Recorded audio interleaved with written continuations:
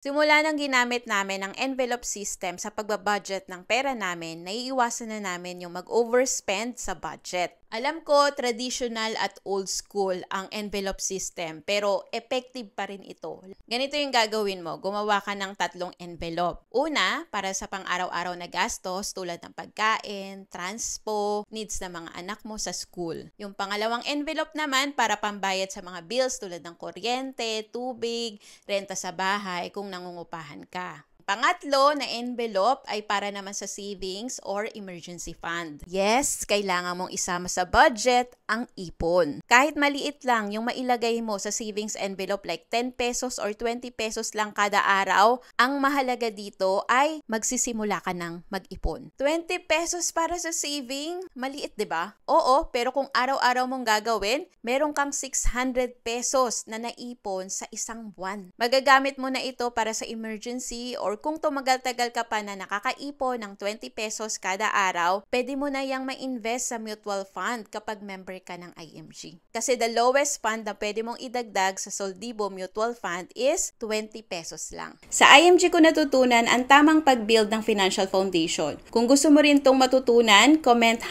#ipon below para mabigyan kita ng access sa aming free webinar.